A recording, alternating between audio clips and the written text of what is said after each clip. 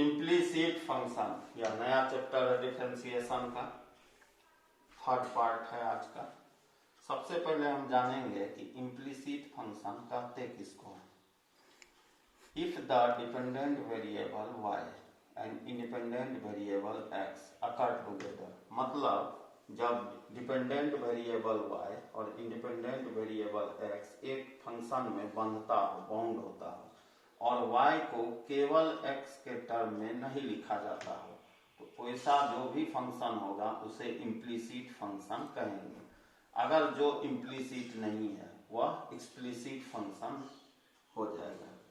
अब एक इसका स्ट्रक्चर कैसा होता है।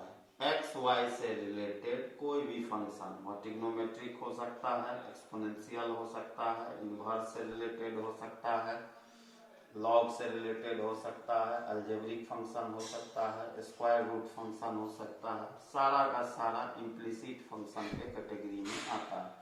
यहाँ मैं कुछ एग्जांपल आपके सामने लिखा हूँ। x प्लस वाई के, एक्स स्क्वायर वाई स्क्वायर के, a x square 2h xy plus b y square 0, x plus y sine x y etc।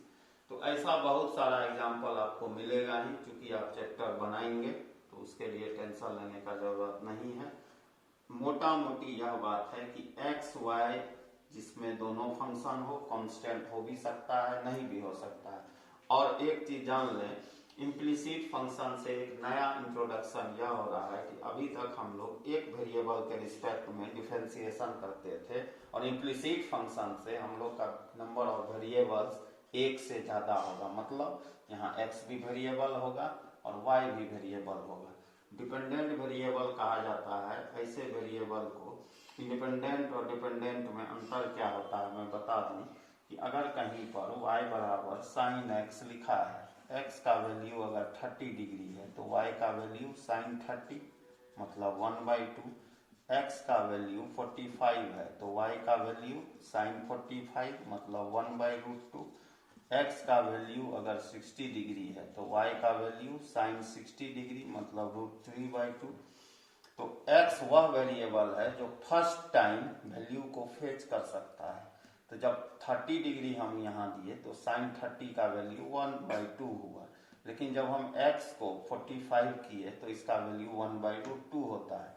तो इंडिपेंडेंट वेरिएबल मतलब x वह वेरिएबल है जो खुद बदलता है, और डिपेंडेंट वेरिएबल का मतलब है कि x के बदलने पर उसे बदलना पड़ जाता है, वैसा वेरिएबल डिपेंडेंट है। दूसरा, x का जो अलग अलग वैल्यू है उसको फेच करने के लिए एक डेटाबेस हमको चाहिए कि इस वैल्यू को स्टोर कहाँ किया जाएगा। तो फर्स्ट वैल्यू का स्टोरेज जिस वेरिएबल में भी होगा, सेकेंड वेरिएबल में, वह डिपेंडेंट वेरिएबल के नाम से जाना जाएगा। इसे अच्छी तरह से उतार लें, फिर हम लोग इसके कंसेप्ट के तरफ चलेंगे कि इस तरह के इम्प्लीसिट फंक्शन को किस तरह से बनाया जाता है। इसमें 80% क्वेश्चन आपको अलजेब्रिक बेस्ड होता है।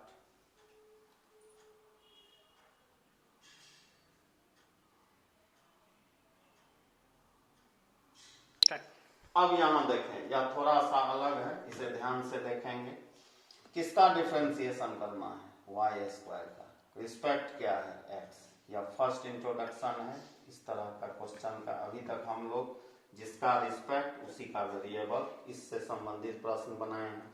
अब है कि क्या कंसेप्ट यहाँ यूज होगा कि वाई स्क्वायर का डिफरेंशिएशन है और x जो है रिस्पेक्ट है, x के रिस्पेक्ट में। इसका मीनिंग हुआ dc of y square with respect to x।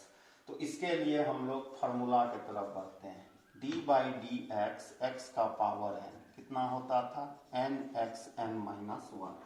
Differentiation के पॉसिबिलिटी के लिए यह निश्चित होना चाहिए कि जिस वेरिएबल का आप डीसी कर रहे हैं, डेरिवेटिव कर रहे हैं, रिस्पेक्ट उसी का होना चाहिए। मतलब यहाँ x है, यहाँ x है, तो nxn-1 हुआ, लेकिन यहाँ y स्क्वायर है, यहाँ x है।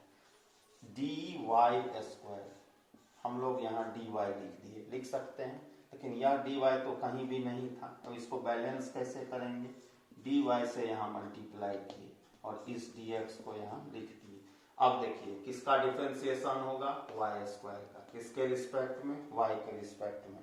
क्या फार्मूला होता है, n x n minus one. N कितना है, 2, 2y 2 minus one into d y by d x, मतलब 2y इंटू डी वाई बटे डी एक्स, इस तरह से लिखा जाएगा।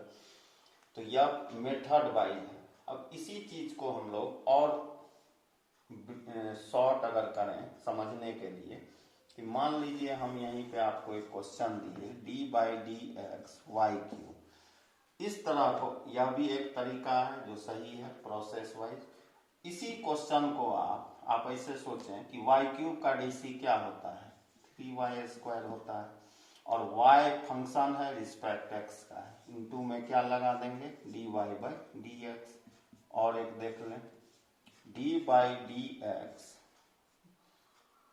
y का पावर 6 है, इसका डिफरेंशिएशन करना है। सोचें y 6 का डीसी क्या होता है, 6y 6 minus one, ny n minus one, y का डिफरेंशिएशन x का रिस्पेक्ट, इनटू में क्या लगा देंगे, dy बाई डी एक्स। इसको उतार लें।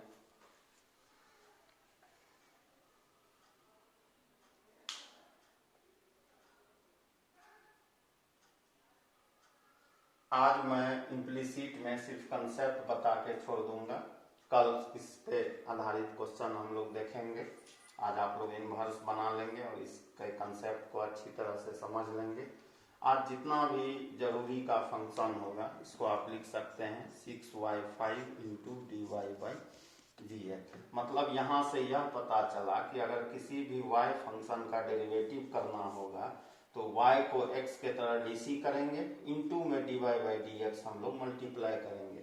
लेकिन यहाँ पे क्या होता है कि लोग y x को देख के रट लेते हैं, तो ऐसा नहीं है कि हमेशा आपको y x ही मिलेगा, कुछ अलग फंक्शन भी आ सकता है। जैसे यहाँ देखें d by d x sin y.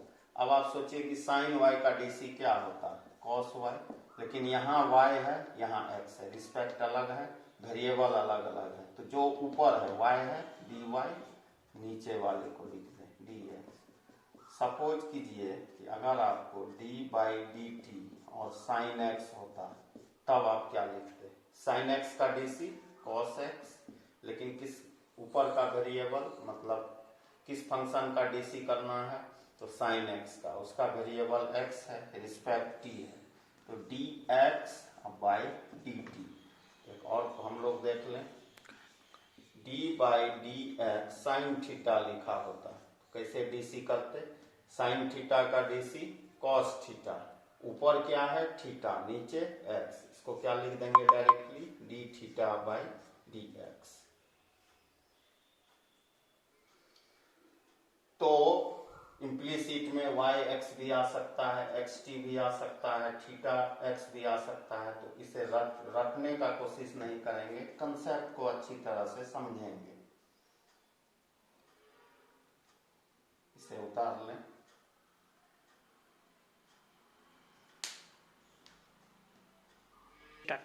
अब देखें d बाई डी एक्स क्या लिखा हुआ है, x प्लस वाई, इसे किस तरह से लिखेंगे, d by d x x plus d by d x y, x का डीसी x का रिस्पेक्ट, वैल्यू 1, या मल्टीप्लाई हो जाएगा, मतलब dy बाई डी एक्स।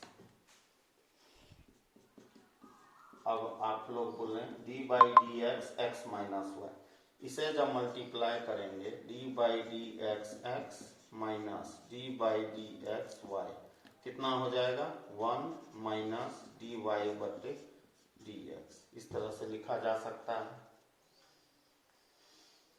इसी में हम और एक लिखें d by d x x into y. अब यह कौन सा फार्मूला पे बेस्ड है, प्रोडक्ट फॉर्म। क्या इसका फार्मूला होता था, d by d x a into b, a d by d x b plus b d by d x a. इसी फार्मूला पर जब इसको तोड़ेंगे, x d by d x y plus y d by d x x, x या multiply होके d y by d x plus y d by d x और x 1, मतलब अगर कहीं भी d by d x x y होगा तो हम लोग लिख सकते हैं x d y by d x plus Y.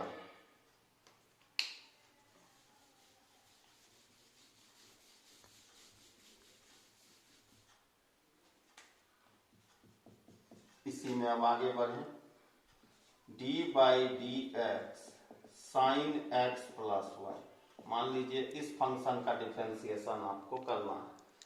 Function और फंक्शन का ही रूल लगेगा। सबसे पहले क्या है, साइन है, साइन का डीसी कॉस, जो कटा हुआ नहीं है यहाँ पे लिख दिए। एक्स प्लस वाई का डिफरेंशिएशन हम लोग अभी थोड़ा देर पहले 2-3 क्वेश्चन पहले देखे हैं। एक्स का डीसी 1 और वाई का DC d y by d x. अच्छा, मतलब है कि अगर d by d x tan x minus y लिखा होता तो इसका डिफरेंशिएशन कितना होता। यहाँ क्या है फंक्शन tan, tan का डीसी सेक स्क्वायर जो नहीं कटा है, x माइनस वाई को हम लोग लिखे, x का डेरिवेटिव 1, यहाँ माइनस, और y का DC d y by d x. इसे अच्छी तरह से देखें।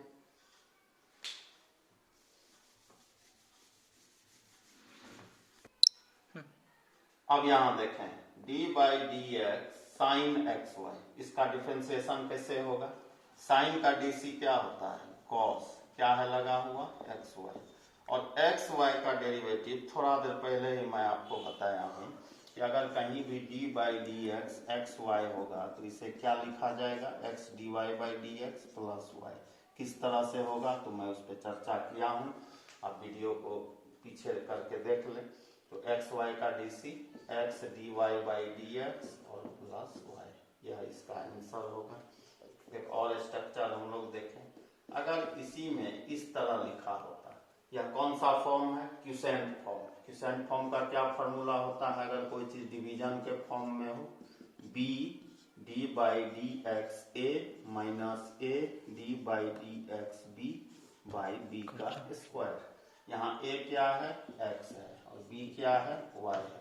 इस क्वेश्चन को इस फॉर्मूला पे अप्लाई करें, क्या होगा, y d by d x x minus x d by d x y by y का स्क्वायर। वाई एक्स का डीसी एक्स का रिस्पेक्ट, मतलब 1 माइनस एक्स, या मल्टीप्लाई होगा d y by d x by y का square.